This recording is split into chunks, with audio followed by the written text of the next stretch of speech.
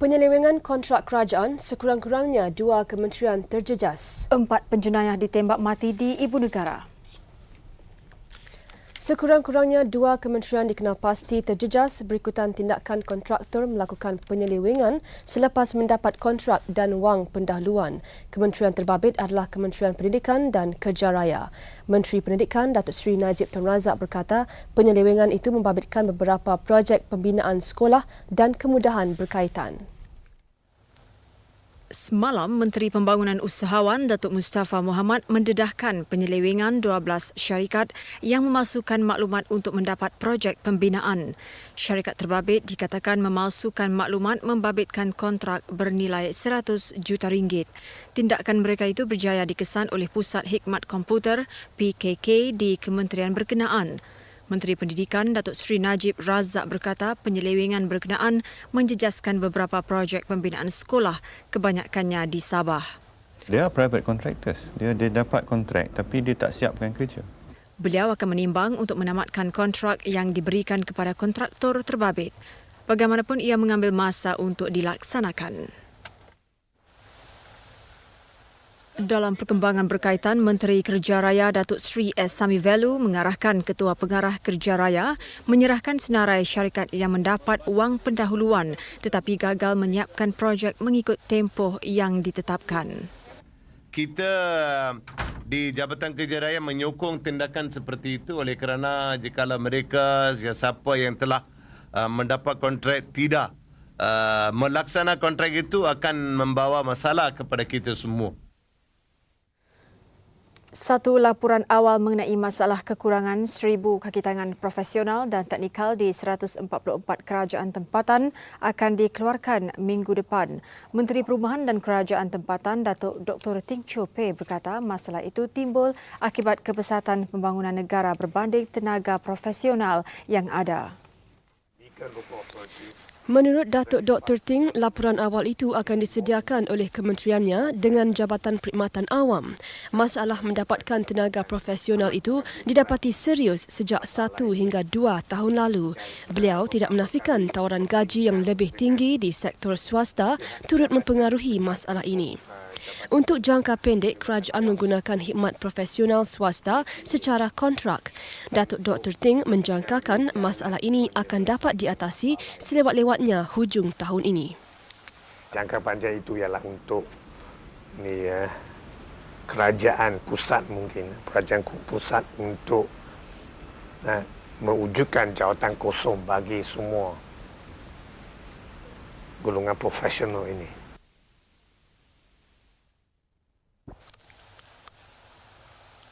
Datuk Dr. Ting juga diminta mengulas kenyataan timbalannya mengenai Indah Water Consortium IWK yang dikatakan boleh ditamatkan perkhidmatan jika gagal menyempurnakan tugas yang dipertanggungjawabkan. My ministry will be discussing with the EPU. Tidak lama lagi. We have to be very careful. We want to make sure that every view is being taken into consideration.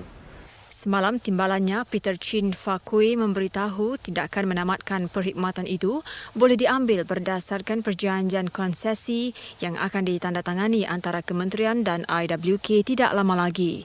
Katanya perjanjian yang masih di peringkat akhir Unit Perancangan Ekonomi EPU, Jabatan Pembentungan dan IWK itu mengambil kira rungutan pengguna dan sistem pembayaran.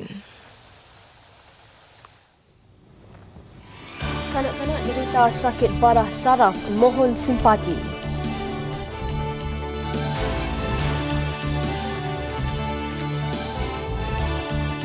Pelajar Malaysia yang lemas di Jerman akan disemadikan di tanah air.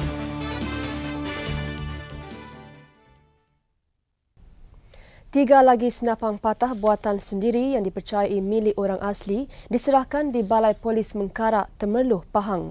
Jurucakap Polis daerah itu berkata senjata itu diserahkan oleh 2 orang asli dari perkampungan Paya Badak, Temerloh kira-kira pukul 9 pagi tadi. Setakat ini 33 pucuk senapang patah diserahkan sejak senjata jenis itu ditemui pada 20 Mac lalu. Pada 19 April lalu, 2 orang asli menyerahkan 2 laras senapang patah yang ditemui semasa berburu di hutan Kampung Gemuruh Triang kepada Balai Polis daerah itu. Penemuan paling banyak membabitkan senjata jenis itu ialah pada 13 April lalu apabila 18 laras ditemui di kawasan belukar perkampungan orang asli Simpai Paloh Hinai, Pekan.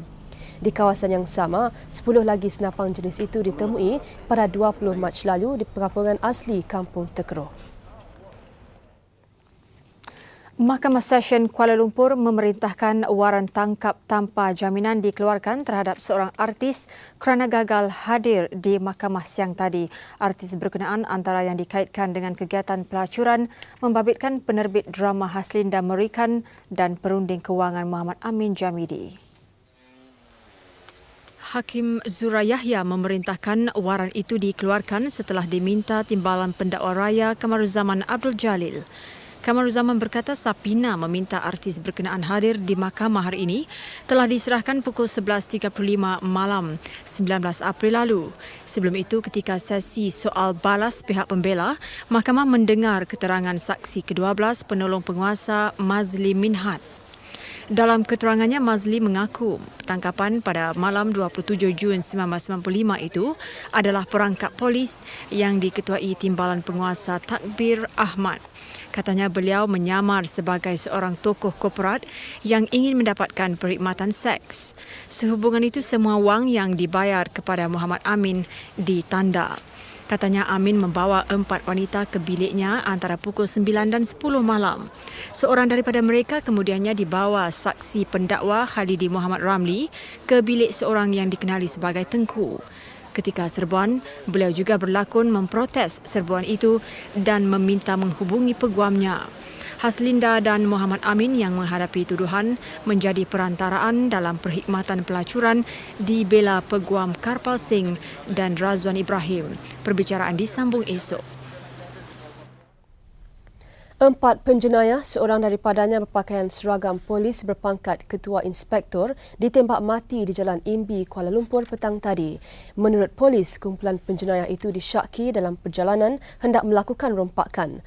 Berikutan kejadian itu, polis percaya dapat menumpaskan kumpulan yang menyamar sebagai anggota polis untuk melakukan rompakan di Lembah Kelang. Kejadian berlaku di Jalan Imbi pukul 3.20 petang tadi. Ketua Jabatan Siasatan Jenayah Bandaraya Penolong Kanan Pesuruhjaya 2 Zakaria Muhammad berkata kumpulan itu memandu kereta Proton MM7309 yang disyaki dicuri. Katanya ahli kumpulan itu melepaskan tembakan apabila menyedari mereka diekori polis dari Jalan Medan Imbi. Kereta yang dipandu penjenayah itu kemudiannya melanggar sebuah van yang berhampiran. Penjenayah yang ditembak mati dikenali sebagai Louis Elvin, anak lelaki Joseph Elvin atau Muhammad Afandi Abdullah, Muhammad Nizam Abdul Aziz, Muhammad Zulkifli Jaafar dan Wong Kok Kin. Zakaria berkata Wong Kok Kin yang berpakaian seragam polis ketika kejadian disahkan bukan anggota polis. Mereka berumur dalam lingkungan awal 20-an dan 30-an. Polis turut merampas sepucuk pistol jenis lama, 2 butir peluru, sebuah magazin, sarung pistol, 2 bilah parang dan majalah. Kita telah membuat pemeriksaan dan kita dapati bahawa ada di antara mereka ni iaitu yang ni baru saja keluar daripada Kudu Kajang Prison itu pada 8/4.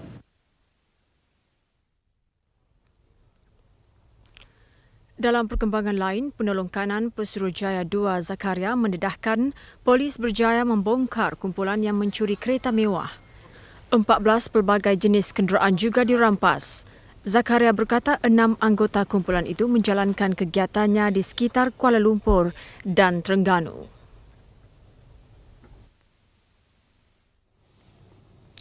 Kes pembuangan sisa toksid potasium sianida di Pulau Pangkor tahun lalu akan dibawa ke Mahkamah Magistrate Lumut Sabtu ini. Jabatan Alam Sekitar JAS telah mendaftarkan kes itu dan mereka yang terbabit akan didakwa di bawah Akta Kualiti Alam Sekitar 1974. Menteri Besar Perak Tan Sri Ramli Ngah Talib menjelaskan perkara itu ketika menggulung perbahasan usul mengucap terima kasih titah Sultan Perak pada persidangan Dewan Undangan Negeri. Pada pertengahan Mac lalu, kes ini mendapat perhatian apabila 41 tong yang mengandungi 2,000 kg sisa toksid potasium sianida dijumpai di pelantar ikan Sungai Pinang Kecil, Pulau Pangkor. Sisa toksid itu yang dikatakan boleh membunuh 70 juta orang kemudian dipindahkan ke pelupusan sampah Teluk Cempedak di utara pulau itu. Syarikat Scientific Chemtech Sdn Bhd, sebuah syarikat pemborong bahan kimia di Pulau Pinang, dikenal pasti bertanggungjawab dalam kes itu. Mengikut akta terbabit, syarikat itu boleh dikenakan denda sehingga RM10,000 atau penjara 2 tahun atau kedua-duanya. Mahkamah Tinggi Kuala Lumpur menetapkan 16 Mei depan bagi memutuskan sama ada perlu menyemak hukuman yang dijatuhi Mahkamah Session terhadap 2 anggota polis kerana menyebabkan kematian seorang mekanik. Hakim Datuk KC Vonra berkata pihaknya memerlukan sekurang-kurangnya 2 minggu untuk meneliti hujah timbalan Pendakwa Raya Muhammad Yusof Zainal Abidin, Peguam Jagjit Singh dan Sulaiman Abdullah dari Majlis Peguam yang bertindak sebagai amicus curiae. 2 anggota polis terbabit, Muhari Muhammad Jani, 35 tahun dan P. Shanmugam, 33, menyebabkan kematian Lee Kuat Leong, 42 tahun untuk memeras maklumat berhubung kes pecah masuk cawangan Maybank Finance di Taman Ceras. Mereka melakukan kesalahan itu antara pukul 8 pagi dan 8 malam 12 Mei lalu di kem tahanan polis Ampat Tin, Jalan Ipoh di Ibu Negara. Hakim Mahkamah Session Surah Yahya menjatuhi hukuman penjara 18 bulan ke atas kedua-dua anggota polis itu kerana kesalahan berkenaan. 29 Februari lalu, Hakim KC Vonra membenarkan permohonan Kapal Singh yang bertindak sebagai peguam pemerhati bagi keluarga mekanik berkenaan untuk mengemukakan semula rekod perbicaraan kes itu. Adik mendiang Kuat Leong, Lee Kuat Siong, memfailkan notis rayuan di Mahkamah Tinggi untuk mengkaji semula keputusan Mahkamah Session pada 22 Januari lalu. 120 pita video cetak rompak Police Story 4 lakonan Jackie Chan dirampas dalam 3 serbuan di sekitar Georgetown, Pulau Pinang petang tadi. Serbuan dilakukan di Jelutong, Fettes Park dan Air Hitam. Menurut Timbalan Ketua Penguat Kuasa Bahagian Perdagangan Dalam Negeri dan Hal Ehwal Pengguna Negeri, Aris Arifin, pihaknya menerima aduan daripada syarikat yang mendapat kebenaran mengedar filem berkenaan. 6 pegawai penguat kuasa bersama 6 anggota polis melakukan serbuan. 3 pengusaha kedai video terbabit akan didakwa mengikut Akta Cetak Rompak 1987. Sabit kesalahan, mereka boleh didenda RM10,000 bagi setiap pita yang dirampas. Sebelum ini, pengusaha terbabit pernah didakwa beberapa kali di mahkamah atas kesalahan yang sama.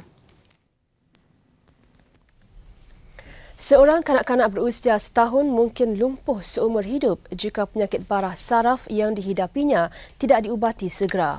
Fatin Shazwani Cik Rosli mengidap penyakit dikenali neuroblastoma ketika berusia 10 bulan. Bapanya Cik Rosli Saad berkata penyakit Fatin dikesan ketika dia diserang demam campak ketika berusia 10 bulan. Kesannya Fatin tidak boleh bergerak hampir sebulan dan hanya mampu menangis. Fatin sudah menjalani satu pembedahan di bahagian tunjang saraf dan perlu melakukan pembedahan susulan yang belum ditetapkan. Jadi dia kata dia tak buang habis semua lah. Pasal dia kata kalau buang habis semua ni jadi bahaya untuk budak kan. Jadi dia kata nak tunggu dia besar. Pasal rawatan anak saya ni sampai ke anak darah dia lah. Ketika ini Fatin dirawat di Institut Pediatrik Kuala Lumpur 3 kali seminggu. Bagaimanapun, Rosli yang bekerja di sebuah kilang di Perai tidak mampu menampung kos perubatan dan pembedahan Fatin. Orang ramai yang ingin menyumbang boleh menghubungi Cik Rosli pada talian 04 538 0153. Sementara itu, 2 lagi pusat dialisis untuk pesakit buah pinggang didirikan di Lembah Kelang. Pusat dialisis Yayasan Buah Pinggang Negara itu didirikan di Kepong dan Kelang. Pelancarannya diadakan di Ibu Pejabat Yayasan Buah Pinggang Negara di Ibu Negara siang tadi. Menurut pengarah pembangunan pusat itu, Leonard Lim, pusat dialisis di Kepong akan dibuka pada 1 Jun depan, manakala di Kelang akan beroperasi pada 1 Julai. Sehingga kini, Yayasan Buah Pinggang Negara mempunyai 4 pusat dialisis, termasuk di Setiawan, Perak. Sementara 4 lagi sedang dalam pembinaan. Setiap pesakit cuma dikenakan bayaran RM60 Malaysia bagi setiap rawatan, 50% lebih murah jika mendapatkan rawatan di hospital dan klinik swasta. We basically raise funds through public donation and corporate donation to help set up more dialysis centre for the less fortunate kidney patients. Jenazah pelajar Malaysia yang mati lemas di Cologne, Jerman, Syahrul Badrisyah Samad, dijangka dikebumikan di Tanah Perkuburan Islam Serdang, Selangor malam ini. Jenazah Allahyarham tiba di Ibu Negara petang tadi. Urusan penghantaran jenazah Allahyarham diuruskan Kedutaan Malaysia di Jerman. Penerbangan dari Frankfurt berlepas pukul 10.20 malam semalam. Allahyarham adalah pelajar tahun 1 kejuruteraan mekanikal. Syahrul, 21 tahun, mula menuntut di Karl Duisburg Santenhensaring, Cologne, Jerman, 6 Oktober tahun lalu. Syahrul ditemui lemas di sebuah kolam renang 4 April lalu. Dan saya lihat di tebing, seorang kawan saya memanggil saya. Saya tak pasti lagi Syahrul ataupun orang lain. Dah ke bawah, barulah saya lihat Syahrul sedang cuba diselamatkan oleh orang-orang yang berada di kolam renang pada masa itu. Allahyarham berada dalam keadaan koma kira-kira 2 minggu. Beliau disahkan meninggal dunia oleh doktor 19 April lalu. Ibu bapa Allahyarham Samad Abdul Manap dan Latifah Hasbullah yang bergegas ke Cologne hanya sempat melihat anaknya terlantar di hospital. Kemudian saya diberitahu oleh doktor iaitu anak saya agak sukar untuk mendapatkan kembali dia punya kesihatan ataupun dia punya mendapatkan semula seperti biasa oleh kerana di bahagian kepala dia kata telah mengalami kerosakan yang teruk. Sekolah Menengah Putrajaya Kuching, Sarawak kecoh sekali lagi apabila 7 pelajarnya diserang histeria buat kali kedua dalam tempoh 2 minggu. Kejadian itu turut membabitkan sebuah sekolah berhampiran. Kejadian ini berlaku pukul 9 pagi tadi. Ia membabitkan 70 pelajar perempuan dan seorang pelajar lelaki. Berikutan itu, sekolah berkenaan terpaksa ditutup bagi mengelak lebih ramai pelajar terbabit. Kejadian kedua di Sekolah Tunku Abdul Rahman, kira-kira 300 meter dari Sekolah Putrajaya. 12 pelajar perempuan terbabit dalam kejadian kira-kira pukul 2 petang. Menurut penyelia petang sekolah berkenaan, Abang Yamin Abang Syairi, ia bermula di Blok A menempatkan pelajar tingkatan 2 sebelum merebak ke kelas tingkatan 1 di bangunan sebelah. Hanya gangguan dari segi fizikal ataupun dari segi agama lah. Tapi saya tak dapat mengulas apa-apa ni. Sebenarnya benda ni memang dah saya alami, mungkin lebih pada 10 kali saya alami benda ni. Maka saya anggap benda ni sebagai biasa lah. Kejadian ini juga menyebabkan semua pelajar dan guru diarah pulang lebih awal. Susulan kejadian ribut di lapangan terbang Sultan Abdul Halim, Kepala Batas Al-Ustar, Kedah 3 hari lalu.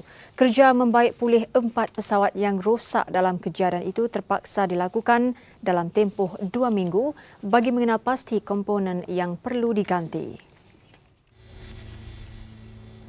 Naib Kapten Kelab Penerbangan Kedah KFC, Kapten Bersara Ahmad Zabidi Mat Zain berkata, kerja membaik pulih akan dimulakan selepas pihak jurutera selesai meneliti kerosakannya. Berdasarkan penilaian pihak insuran, kerosakan pada 4 pesawat ini dianggarkan RM280,000. Dalam kejadian pukul 9.15 malam kemarin, 3 pesawat milik KFC yang ditempatkan di lapangan terbang Sultan Abdul Halim dipukul ribut. Sebuah pesawat jenis Kit Plane 890U seberat 400 kg diterbangkan angin sejauh 200 meter. Pesawat Kit Plane GT500 yang dimiliki Mofaz Air Sdn Bhd turut mengalami kerosakan. Kita tunggu yang pertama sekali pihak jurutera kita finalize apa benda yang betul-betul rosak. Kemudian dia akan balik-balik dengan insurans dengan pembekalan nak ganti. Tanah runtuh di tapak projek pembinaan Majestic Heights di Pulau Pinang. Syarikat terbabit Majestic Heights akan mengambil tindakan segera mengelak kejadian itu berulang, antaranya membina konkrit pengadang di lereng bukit berkenaan. Dalam kejadian pukul 1 pagi semalam, tebing setinggi 20 meter berhampiran Taman Terubung Jaya runtuh dan mengakibatkan banjir lumpur. Kejadian berlaku selepas hujan lebat. Ini adalah kejadian kali kedua dalam tempoh sebulan. Berikutan itu, lebih 500 penduduk Taman Terubung Jaya bimbang keselamatan mereka akan terancam. Tinjauan di tempat kejadian petang tadi mendapati beberapa pekerja sedang melakukan kerja-kerja memperbaiki tebing yang runtuh. Pengerusi Eksekutif Majestic Heights, Izzuddin Osman berkata, sebelum pihaknya memajukan tapak ini, sudah 6 kali kejadian tanah runtuh berlaku. Slope itu memang tak safe. It's not safe. And kita ada fakta-fakta yang menunjukkan, yang mengatakan yang slope itu tak safe because kita ada report daripada Geo Environment yang telah membuat study tentang projek itu. Bagaimanapun, beliau berjanji akan menyegerakan kerja-kerja membina konkrit penghadang demi keselamatan penduduk. Beliau juga meminta penduduk di taman berkenaan supaya bersabar. 120 program bakti desa akan dilancarkan bulan Mei oleh Kementerian Pembangunan Luar Bandar dengan kerjasama syarikat swasta. Program itu bagi meningkatkan prasarana perkampungan seluruh negara. 55 syarikat bersetuju menyertai program berkenaan. Majlis Penyertaan Syarikat Terbabit berlangsung di Kementerian Pembangunan Luar Bandar siang tadi. Menurut Menterinya, Datuk Anwar Musa, mengikut program itu, syarikat boleh memilih mengambil kampung sebagai kampung angkat atau memberi tumpuan mengusahakan satu produk mengikut konsep satu kampung, satu produk. Dan ia boleh merupakan kegiatan sosial, dia boleh juga merupakan kegiatan yang bercorak kebajikan, tetapi kita lebih menggalakkan kegiatan yang boleh memberikan penambahan pendapatan berasaskan kepada aktiviti syarikat berkenaan. Kementerian akan berunding dengan kerajaan negeri bagi melancarkan inisiatif mendorong syarikat memilih kampung di negeri yang beroperasi. Harga saham di Bursa Saham Kuala Lumpur keseluruhannya ditutup rendah. Pada penutup, indeks komposit jatuh 4.44 mata kepada 1169.44, manakala indeks perusahaan juga turun 4.40 mata untuk ditutup kepada 2102.30. Lebih 404 juta saham bernilai 2.6 bilion ringgit didagangkan. Kaunter rugi mengatasi untung dengan 443 berbanding 156, sementara 79 lagi tidak berubah.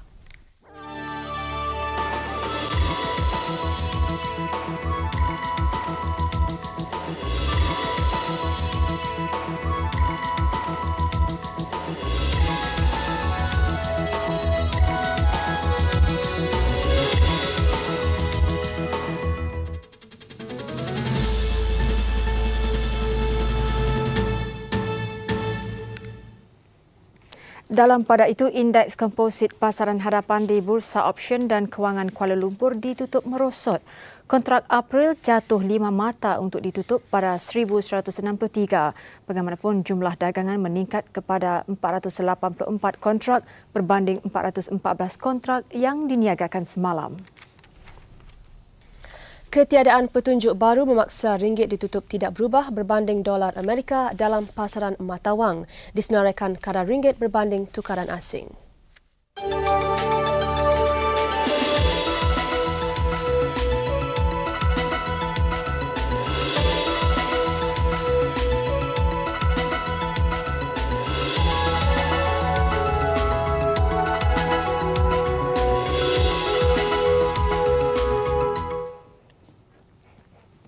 Jemaah Menteri meluluskan rancangan Kuala Lumpur menandatangani Perjanjian Keselamatan Udara dua hala dengan Washington. Menteri Pengangkutan Datuk Seri Dr. Lim Leong Sik berkata perjanjian itu penting bagi menjamin pasaran kapal terbang buatan Malaysia di negara itu. Beliau berkata perjanjian itu ditandatangani awal Mei ini. Menerusi perjanjian itu akan memudahkan pembuat kapal terbang Malaysia untuk memperolehi sijil pihak berkuasa udara Persekutuan Amerika Syarikat FAA. Which means the Malaysian manufactured aircraft can then be sold in the US market, which is the largest aircraft market in the world. Malaysia akan menjadi negara keempat memperolehi sijil itu selepas United Kingdom, Jerman dan Perancis. Sebelum itu, Datuk Seri Dr. Ling menerima kunjungan hormat delegasi Korea Selatan. Delegasi ini diketuai Menteri Pembinaan dan Pengangkutan Korea Selatan, Kyung Suk Chu. Menurut Datuk Seri Dr. Ling, perbincangan mencakupi hubungan kerjasama dua hala. Malaysia meminta Korea Selatan menambah jumlah pelaburan di samping memindahkan teknologi mereka. Negara itu juga diminta membenarkan lebih banyak barangan Malaysia berada dalam pasaran negara itu, terutamanya produk kereta nasional negara. Malaysia juga mahukan Korea Selatan membenarkan lebih banyak hak pendaratan di negara itu melalui polisi udara dua hala. ASEAN akan memeterai satu perjanjian baru Skim Kerjasama Perindustrian ASEAN (ICO) bagi meningkatkan pelaburan di kalangan negara anggota dan pelaburan daripada sumber luar. Perjanjian itu yang akan ditandatangani Menteri Luar ASEAN pada Sabtu depan menggantikan program usaha sama perindustrian ASEAN AIJV yang akan dimansuhkan secara berperingkat. Menteri Ekonomi ASEAN akan bertemu di Singapura pada Mesyuarat Menteri Ekonomi ASEAN AEM ketiga. Mesyuarat kali ini diadakan di Pusat Peranginan Sentosa dipengerusikan oleh Brunei. Pertemuan ini akan didahului dengan Mesyuarat Persediaan Pegawai-Pegawai Ekonomi Kanan SEOM dan Mesyuarat ke-9 Majlis Kawasan Perdagangan Bebas ASEAN AFTA pada 26 April depan. Selain meningkatkan pelaburan, ICO juga akan mengadakan satu rangka institusi untuk sektor swasta ASEAN bekerjasama bagi faedah bersama. Pada masa yang sama, ia juga akan meningkatkan perkongsian sumber dan memupuk kerjasama perindustrian. Hubungan yang rapat di kalangan negara anggota ASEAN adalah pemangkin ke arah usaha menghapuskan sebarang bentuk halangan bagi meningkatkan perdagangan dan pelaburan serantau. Dan kerjasama yang dijalini selama ini memberi manfaat kepada semua pihak di mana segala sumber yang ada digunakan sepenuhnya bagi kepentingan bersama. Walaupun tidak mempunyai agenda formal, AEM kali ini dijangka membincangkan susulan sidang kemuncak ASEAN kelima yang lalu, agenda tindakan APEC dan mesyuarat AEM USTR. Manakala AFTA pula akan mengkaji kemajuan pelaksanaan AFTA dan membincangkan isu berkaitan pelaksanaan skim tarif keutamaan sama rata SEPT untuk AFTA. Sistem dan perkhidmatan penerbangan yang lebih mantap akan diwujudkan oleh Syarikat Penerbangan Malaysia dengan perasmian Akademi Penerbangan Malaysia. Timbalan Perdana Menteri Datuk Seri Anwar Ibrahim dijangka merasmikannya esok. Laporan seterusnya bersama Asma Baizura Omar. Sejak penerbangan Malaysia MAS ditubuhkan pada 1972, latihan kemahiran kaki tangannya sentiasa dititik beratkan. Sebagai langkah proaktif meningkatkan kemahiran kaki tangan, Akademi Penerbangan Malaysia ditubuhkan tahun lalu. Misi utamanya ialah bagi memusatkan sistem latihan supaya latihan dapat diuruskan secara lebih efektif khususnya bagi kaki tangan yang terbabit. Bagaimanapun, kursus serta latihan turut ditawarkan kepada kaki tangan 15 syarikat penerbangan asing. Menurut Timbalan Presiden Akademi Kursus, Dr. Muhammadun Abdullah, akademi ini berjaya meraih lebih 11 juta ringgit tahun lalu melalui pengendalian kursus kepada syarikat penerbangan asing. Selain itu, ia juga bertujuan untuk membangunkan guna tenaga tempatan terutamanya di sektor penerbangan dan industri aro angkasa. Our focus is towards the aviation aerospace industry. Currently, we have a strong base for it. We do technical training. Currently, our technical training concentrate on aircraft maintenance. But as we go along, we must structure our program. Dr. Muhammadun Abdullah yakin akademi ini akan membantu melancarkan operasi sistem penerbangan Malaysia setelah lapangan terbang antarabangsa Kuala Lumpur dirasmikan. Di akademi ini, kaki tangan MAS diberi pelbagai kursus serta latihan bersesuaian dengan kehendak pekerjaan mereka oleh pelatih terlatih. Sehingga kini, lebih 40 kursus jangka masa pendek ditawarkan kepada kaki tangan MAS dan orang ramai. Akademi bernilai lebih 160 juta ringgit ini mempunyai kabin latihan perkhidmatan dan kabin latihan kecemasan bagi Boeing 737, Boeing 747, A330 dan Fokker 50. Di kabin inilah pramugara dan pramugari menerima latihan awal serta latihan kemahiran perkhidmatan mereka. Kabin-kabin yang berfungsi seperti kapal terbang biasa bertujuan memberi pendedahan secara realistik kepada anak kapal terutama sewaktu kecemasan. Ia juga mempunyai asrama yang dikenali sebagai rumah akademi bagi menempatkan kaki tangan MAS dari luar ibu negara.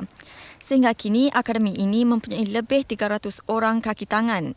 Akademi ini juga mempunyai mesin-mesin simulator termoden yang digunakan di dalam latihan juruterbang. Dengan pelbagai kursus serta peralatan berteknologi tinggi yang disediakan, Akademi Penerbangan Malaysia mampu menjadi antara akademi terbaik di rantau Asia. Asma Baizra Omar, Buletin Utama. Dalam pada itu, MAS mungkin memindahkan ibu pejabat operasinya di Kuala Lumpur ke satu tempat berdekatan lapangan terbang antarabangsa Kuala Lumpur KLIA di Sepang. Pengerusinya Tan Sri Tajuddin Ramli berkata lokasinya bukan di lapangan terbang itu kerana tidak mahu mewujudkan kesesakan. Bagaimanapun, menurutnya keputusan sama ada menjual bangunan MAS di Jalan Sultan Ismail belum dibuat.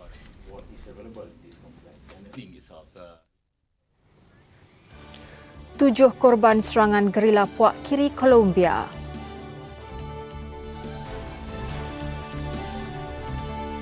Banduan bebas 9 tebusan di Buenos Aires, Argentina.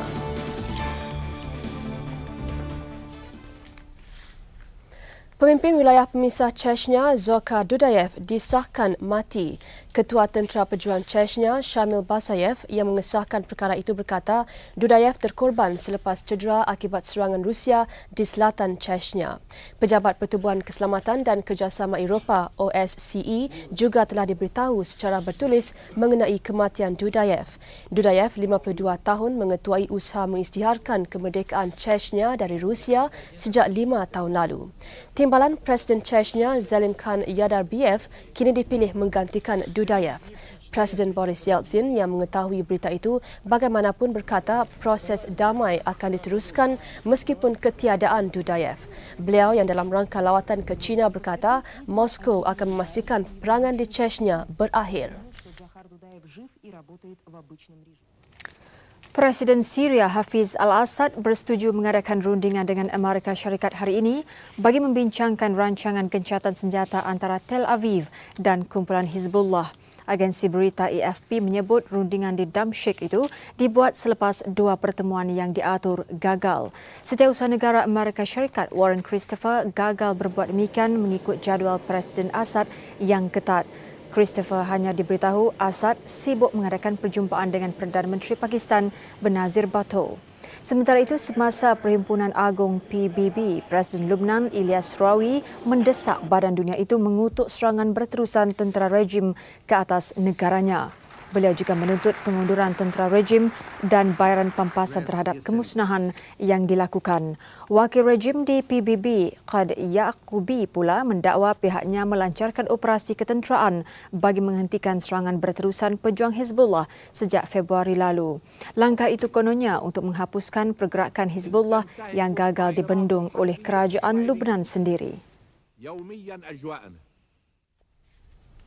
Dalam pada itu, serangan rejim Tel Aviv di selatan Lubnan masuk hari ke-14. Sasaran kali ini adalah perkampungan Habuj dan Iklim Al-Tufah, kubu kuat pejuang Hizbullah. Tiada kecederaan dilaporkan, namun serangan mengakibatkan kerosakan teruk bangunan dan kenderaan. Ahli perundangan Jepun mengadakan pertemuan dengan Presiden Korea Selatan Kim Yong-sam bagi menyelesaikan krisis di semenanjung Korea. Delegasi itu membawa perutusan sokongan dari Perdana Menteri Jepun Ryotaro Hashimoto. Hashimoto menyokong cadangan rundingan 4 pihak termasuk China dan Korea Utara yang dianjurkan Seoul dan Washington. Delegasi Jepun itu diwakili oleh Ketua Pembuat Polisi Parti Gabungan yang memerintah. Lawatan awal ahli Parlimen Jepun sebelum ini dibatalkan berikutan konflik perebutan Pulau Tokdo. Kedua-dua pihak sependapat keamanan di semenanjung Korea akan tercapai sekiranya Pyongyang mengadakan rundingan terus dengan Seoul. Perbicaraan terhadap pemimpin kumpulan ajaran sesat Aum Shinrikyo, Shoko Ashihara, berlangsung dalam kawalan paling ketat. Ashihara dihadapkan ke mahkamah atas 17 tuduhan jenayah termasuk terbabit dalam serangan gas beracun di stesen kereta api bawah tanah Tokyo Mac tahun lalu. 12 orang terbunuh dalam kejadian itu. Beribu-ribu rakyat Jepun berada di perkarangan mahkamah untuk mendengar perbicaraan yang dianggap paling mendapat perhatian abad ini. Berikutan itu, polis meningkatkan kawalan untuk mengelak kejadian tidak diingini. Pihak media juga dilarang merakamkan perbicaraan. Ashihara turut dakwa bertanggungjawab terhadap serangan gas beracun di tengah Jepun yang meragut 7 nyawa termasuk membunuh anggota keluarga bekas peguamnya. Jika didapati bersalah, Ashihara akan dijatuhi hukuman maksimum gantung sampai mati. 7 orang terbunuh sementara 10 yang lain cedera apabila terkena bom tangan dan tembakan senapang automatik oleh sekumpulan penyerang yang tidak dikenali di Segovia, Colombia. Mangsa diserang ketika berada di sebuah taman bandar Segovia, 193 km barat laut Bogota. Identiti penyerang tidak dikenal pasti. Bagaimanapun, tentera Colombia mendakwa penyerang terbabit dari kumpulan gerila berhaluan kiri.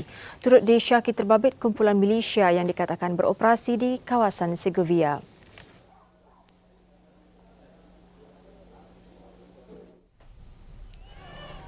Di Buenos Aires, banduan penjara Villa Devoto membebaskan 9 pengawal penjara yang dijadikan tebusan. Semua pengawal berkenaan dijadikan tebusan awal pagi semalam selepas banduan merusuh berikutan keadaan penjara yang sesak dan layanan buruk. Mereka dibebaskan setelah kerajaan Argentina bersetuju tidak mengambil apa-apa tindakan terhadap banduan terbabit. Kejadian ini yang terbaru selepas beberapa rusuhan penjara sekitar Argentina sejak bulan lalu.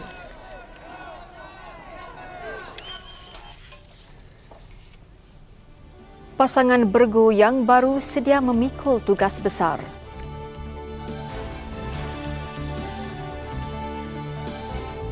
Penyanyi Aisyah berpindah syarikat rakaman.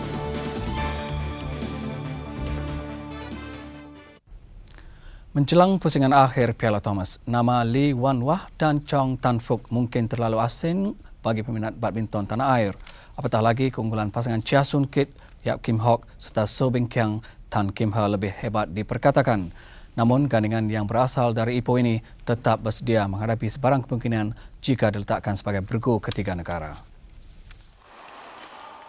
Tan Fook dan Lee Wan Wah turut membantu negara menjuarai pusingan kelayakan di Auckland Februari lalu.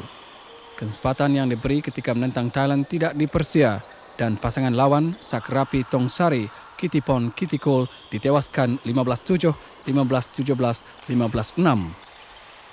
Menjelang pusingan akhir di Hong Kong Mei depan, keyakinan mereka tambah membara. Apatah lagi disebut-sebut sebagai pasangan ketiga negara. Saya akan cuba sedaya upaya untuk memenangi satu mata bagi Malaysia jika diturunkan. Kita datang ke Genting ini untuk menambahkan mental, menjadikan lebih mental lebih strong. Sementara itu, pakar fizioterapi SK Sazril mengakui kecergasan pasangan ini. Ketika ini, 5 pasangan bergu dan 3 pemain perseorangan BAM sedang menjalani latihan pusat di Genting Highlands yang bermula semalam dan berakhir Selasa depan. 3 pasukan amatur LKPP Pahang, Johor FC dan Tentera melangkah ke pusingan kedua Piala FA selepas menumbangkan lawan masing-masing. Turut layak ialah Kelantan yang menewaskan daerah Johor Bahru 5-0 secara agregat. LKPP Pahang lebih awal ke pusingan seterusnya selepas mengalahkan PDRM 5-0 petang semalam. Johor FC terus muncul sebagai giant killer dengan mengalahkan skuad Liga Perdana Pulau Pinang 2-1, manakala Tentera layak menerusi kemenangan 3-1 secara agregat sekalipun seri satu sama dengan Telekom Melaka. Di Stadium Merdeka, Angkatan Tentera Malaysia seri satu sama dengan Telekom Melaka. Kedua pasukan gagal menjadikan sebarang gol pada separuh masa pertama. Bagaimanapun, Telekom berjaya membuka jaringan menerusi pemain import dari Nigeria, Edward Adung pada minit ke-83. Wakil Melaka ini terus mengasak untuk memburu gol penyamaan setelah tewas 0-2 pada perlawanan pertama. Namun kealpaan barisan pertahanan menyaksikan mereka tersingkir apabila Rosdi Tahir menyamakan kedudukan seminit sebelum tamat permainan. Kemenangan 3-1 secara agregat ini membolehkan Tentera bertemu Negeri Sembilan di pusingan kedua. Di Kota Baru, tuan rumah perlu berterima kasih kepada Riyad Abbas yang memastikan kejayaan ke atas daerah Johor Bahru. 2 gol di separuh masa pertama membolehkan Kelantan menewaskan wakil Johor itu 5-0 secara agregat. Kejayaan ini juga dianggap penawar kepada pasukan pimpinan Kelly Tam yang tewas 1-2 kepada Johor Sabtu lalu. Di pusingan kedua 7 Mei ini, Kelantan akan bertemu Perak di Ipoh pada perlawanan pertama. Sementara itu, kejayaan mengetepikan Pulau Pinang membolehkan Johor FC bertemu skuad Liga Perdana Negeri itu di pusingan kedua. Pada perlawanan pertama di Stadium Bandaraya, Johor FC menang 2-0. Pertemuan di Johor Bahru menyaksikan skuad Pulau Mutiara itu semakin tertekan selepas ketinggalan menerusi jaringan Aitek Yang seawal minit ketiga. Pulau Pinang bangkit dengan menyamakan kedudukan hasil jaringan Ji Shan Mugam. Namun juara Piala FAM ini memastikan kemarahan apabila Yang menjadikan gol kedua pada minit akhir. Johor FC 2, Pulau Pinang 1. Latihan singkat skuad kebangsaan seminggu ini memberi peluang jurulatih Wan Jamak Hassan memperbaiki kelemahan individu pemain. Keinginan pemain mempelajari kelemahan sendiri juga dianggap perkembangan positif ke arah memperbaiki persembahan ketika beraksi. Pemain turut mengakui latihan seumpama ini banyak membawa faedah walaupun dijalankan pada tempoh yang agak singkat. Bagus pada skuad kebangsaan yang pada sekarang prestasi tengah bagus kan. Jadi kita dapat kumpul walaupun jangka masa pendek tapi faedah dia banyak. Untuk meningkatkan balik kita kena selalu berkumpul walaupun dalam masa yang singkat. Bagi penjaga gol Selangor, Azli Syam Ibrahim, penyertaan pada latihan ini satu pengalaman yang sukar diperolehi. Saya respect Muza dengan Mazlan, diorang pun lama kira nak jadinya pengalaman lah, diorang kongsi pengalaman diorang. Sementara itu, latihan petang tadi hanya disertai 19 pemain yang cergas. 3 pemain, Chi Wan Ho, Rusdi Suparman dan Azhar Kamaluddin telah pun meninggalkan kem latihan akibat kecederaan. Sementara Mubin Mokhtar hanya menjalani latihan ringan. Wan Jamak dijangka mencuba beberapa pemain baru pada latihan yang akan diadakan sekali lagi Jun depan. Mereka juga dijangka akan ke Uzbekistan untuk beberapa perlawanan persahabatan. Seminar Konfederasi Bola Sepak Asia masuk hari ketiga. Fokus utama hari ini ialah pembentangan penganjuran Liga oleh Persatuan Gabungan. Antara yang terbabit ialah Jepun yang berbangga dengan Liga J-nya. Pertandingan profesional yang bermula pada tahun 1993 itu berjaya menarik 6.4 juta penonton ke stadium. Ia juga dianggap yang terbaik di Asia berdasarkan barisan bintang-bintang yang beraksi di sana seperti Gary Lineker, Zico dan Karika. Seminar ini juga digunakan Jepun untuk mempromosi permohonan mereka menganjurkan Piala Dunia 2002. Turut mengambil peluang yang sama ialah Korea Selatan. Pada sebelah petang, peserta dibawa melawat Wisma Persatuan Bola Sepak Malaysia FAM. Mereka diberi taklimat mengenai Liga Malaysia oleh Setiausaha Agung FAM Datuk Paul Moni Samuel. Rombongan juga dibawa melawat Stadium Shah Alam, salah satu gelanggang Piala Dunia Remaja 1997. Bola sepak Piala Nike bawah 14 tahun. Naib juara tahun lalu, Kedah gagal mara ke perlawanan akhir apabila kecundang kepada Pahang 1-2. Kegagalan Kedah meletakkan Selangor calon terbaik untuk muncul juara selepas skuad merah kuning itu mengalahkan Kelantan 4-3 pada satu lagi peringkat separuh akhir. Pahang berjersey kuning menguasai sebahagian besar permainan. Bagaimanapun Kedah naib juara tahun lalu yang lebih awal memecah kebuntuan.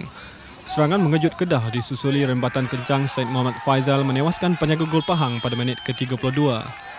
Pahang kembali menguasai perlawanan pada babak kedua dan menyamakan kedudukan menerusi Muhammad Syarizan Saleh pada minit ke-54. Beberapa peluang keemasan selepas itu gagal disempurnakan oleh kedua-dua pasukan hingga mengheret perlawanan ke masa tambahan. 6 minit masa tambahan sudden death, Muhammad Fazli Sa'ri meremat masuk gol kemenangan untuk membawa Pahang mara ke perlawanan akhir. Pada satu lagi perlawanan, Selangor berjersey merah kuning mendahului Selesa 2-1 pada babak pertama. Kelantan terus tenggelam punca pada babak kedua apabila sepakan percuma Rudy Ramli menewaskan penjaga gol Kelantan untuk gol ketiga Selangor. Kelantan yang tidak berputus asa mengejutkan Selangor dengan 2 jaringan berturut-turut dalam jangka masa seminit. Arman Zairi Johan mengheret perlawanan ke masa tambahan dengan melengkapkan hat-trick pada minit ke-64 dan 65. Kedudukan seri membawa perlawanan ini ke masa tambahan. Bagaimanapun Kelantan kembali tenggelam apabila Sipin Maknur menanduk masuk gol kemenangan selepas beraksi 2 minit. Selangor akan bertemu Pahang pada perlawanan akhir jam 4.30 petang esok. Manakala Kelantan menentang Kedah dalam perlawanan penentuan tempat ketiga jam 8.30 pagi di Pusat Latihan Polis Jalan Semarak. Menjelang Olimpik Atlanta Julai depan, skuad bola sepak Olimpik Korea Selatan terpaksa akur kepada kehebatan pasukan Piala Dunia mereka apabila tumpas 2-1 pada perlawanan persahabatan. 40,000 peminat menyaksikan perlawanan persahabatan yang menguji kemampuan skuad Olimpik dan pasukan Piala Dunia negara mereka. Turut hadir Presiden Korea Selatan Kim Yong-sam dan isterinya. Korea Selatan berazam untuk menyelah pada Sukan Olimpik di Atlanta di samping menanti keputusan peluang mereka menjadi tuan rumah Piala Dunia 2002. Pasukan Piala Dunia berjersey merah bermula garang dengan gol pertama menerusi Kim Do-hoon pada minit ke-4. Shin Hong-ki menjadikan kedudukan 2-0 menerusi tandukan pada minit ke-42. Persembahan skuad Olimpik tetap garang dan berjaya merapatkan kedudukan menerusi Lee Kyung-so 3 minit kemudian. Bagaimanapun kemenangan tipis memihak skuad Piala Dunia yang disambut meriah oleh peminat. Laporan khas Camel Trophy Kalimantan 96 malam ini menyingkap perjalanan peringkat pertama 1 hingga 14 April dari Balikpapan ke Tumpang Jutuh sejauh 400 km. Antara cabaran yang dihadapi ialah cuaca yang tidak menentu dan laluan yang berbukit serta berpaya yang tidak digunakan sejak 17 tahun lalu. Ujian pertama bermula di Balikpapan pada 1 April. Kesemua peserta terlebih dahulu terpaksa melalui ujian khas special task di samping 7 ujian lasak yang lain. Peringkat ini dikuasai pasangan Rusia Dmitry Surin dan Alexei Svirkov. Sementara pasangan Greece dan Spanyol mengikuti di belakang. Pengembaraan sebenar bermula pada hari kedua dalam perjalanan sejauh 88 km.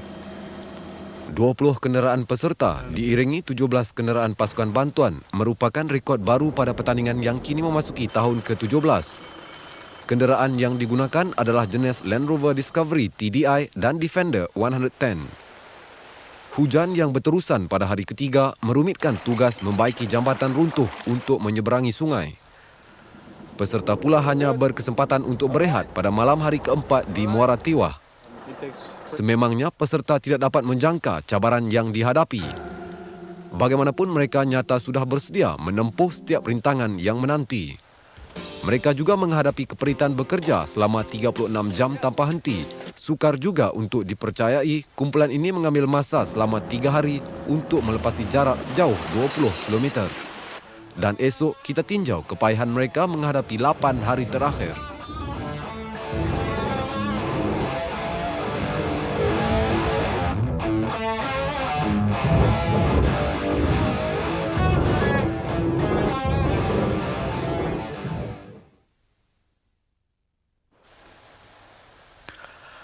Sementara itu, 2 buah Proton Satria akan menyertai perlombaan Rally Asia Pasifik di Medan, Indonesia 10 hingga 12 Mei ini.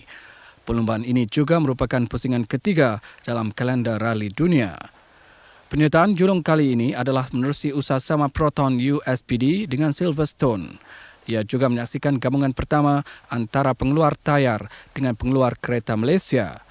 Pasukan pertama akan diwakili pemandu berpengalaman Henry Yap dibantu Roger Anders. Sementara Aminuddin Omar dan Muhammad Izman mewakili pasukan kedua. Russell Palmer yang tidak asing kepada peminat rali tempatan dilantik pengurus pasukan. Selain bersaing pada perlombaan utama, Pasukan ini juga dijangka mencabar pada perlombaan kumpulan N2 kelas 1600cc. Hadir pada majlis ini ialah pengarah eksekutif Silverstone Pang Wai Yin dan ketua pegawai eksekutif USPD Rashid Rahim.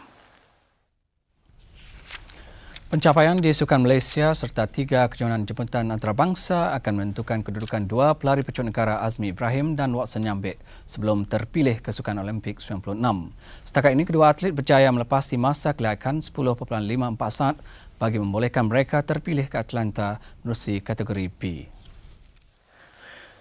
Azmi dan Watson setakat ini adalah pemegang bersama rekod kebangsaan selepas kedua atlet mencatat 10.38 saat.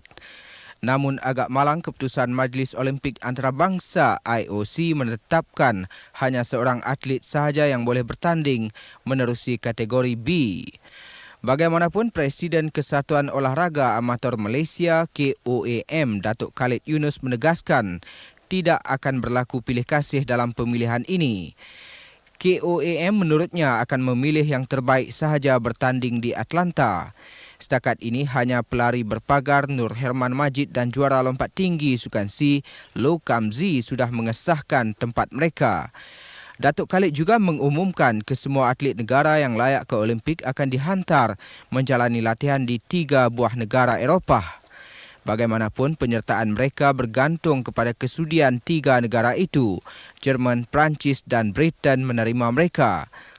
Nur Herman pula akan menyertai kejohanan terbuka Bob Hassan di Jakarta 4 Mei ini. Turut serta ialah Muhammad Zaki Sadri dan atlet jarak sederhana R. Arumugam. Itu sahaja segmen sukan untuk malam ini bersama Syawati untuk berita selanjutnya. Terima kasih Jalil. Ini berita yang baru kami terima. Seorang lelaki maut manakala 2 yang lain cedera dalam satu kemalangan ngeri di Batu 11 Jalan Kepung Kuala Lumpur petang tadi. Kemalangan berlaku pukul 4.30 petang tadi. Kemalangan membabitkan 2 buah kereta dan sebuah lori.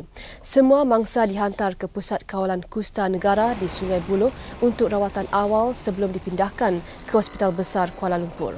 Mangsa yang meninggal dunia dikenali sebagai Tan Chai Yok, 39 tahun, berasal dari Kuala Lumpur. Manakala pemandu lori yang patah peha dikenali sebagai Pai Chin Leong, 21 tahun. Seorang lagi hanya mengalami kecederaan ringan dan dirawat sebagai pesakit luar. Sumber polis berkata kemalangan dipercayai berlaku secara berdepan dari 2 hala berlainan.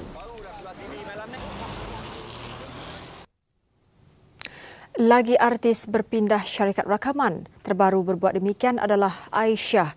Bagi Aisyah, perpindahan itu dikatakan sekadar bertukar angin untuk mencari perbezaan dan pembaharuan dalam karyanya.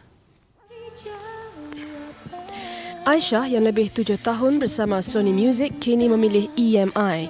Dia mengikat kontrak bersama Sony Music New Zealand selama 2 tahun ketika beraksi bersama kumpulan fan club ketika berada di negara itu. Sekembalinya dari New Zealand, Aisyah bersama Sony Music Malaysia hingga ke hari ini. Kontraknya bersama Sony Music berakhir tahun lalu. Album bertajuk Wajah adalah terakhir bersama syarikat itu. Pelbagai implikasi dilemparkan terhadap tujuan sebenar penghijrahannya ke EMI. Namun, Aisyah menafikan perselisihan antaranya dengan Sony Music punca dia berpindah dan hasratnya bersama EMI untuk mengembangkan dalam promosi dan kerjayanya di peringkat antarabangsa. Saya sebenarnya ingin untuk merealisasikan potensi saya secara yang paling maksimal sekali. Yeah, that's my dream personally. Selepas meraih kejayaan melalui album pertamanya berjudul Amy Mastura, kini penyanyi itu mula mencipta nama dalam dunia lakonan. Bagaimanapun, lakonan dianggap sebagai hobi berbanding karier sebagai penyanyi. Amy Mastura mencipta nama dalam persada seni tempatan setelah memenangi pertandingan Asia Bagus di Jepun 4 tahun lalu. Bidang nyanyian dianggap serius selepas berhenti sebagai pramugari. Walaupun mula mencipta nama di layar perak melalui pembabitan 3 filem tempatan, termasuk Tragedi Oktober dan Impian, dia masih memilih nyanyian sebagai karier utamanya. Album Amy Mastura membawa kejayaan besar selepas dianugerahkan platinum berkembar oleh syarikat rakamannya Pony Canyon. Album yang terkenal dengan lagu Jawapan Kasih itu mencapai tahap penjualan lebih 100,000 unit. Amy ingin mengucapkan ribuan terima kasih kepada semua peminat Amy yang telah menyokong Amy selama ini sehingga Amy dapat anugerah sebegini, dan Amy harap semua akan menunggu untuk album kedua Amy iaitu 14 Mei, Pujaanku. Sementara itu, drama terbaru lakonannya bersama Azhar Sulaiman, Nur Azza Aziz dan Rushdie Ramli berjudul Cinta Korporat dijangka akan ditayangkan di TV3 tidak lama lagi. Penggambaran drama bersiri itu dibuat di kota London.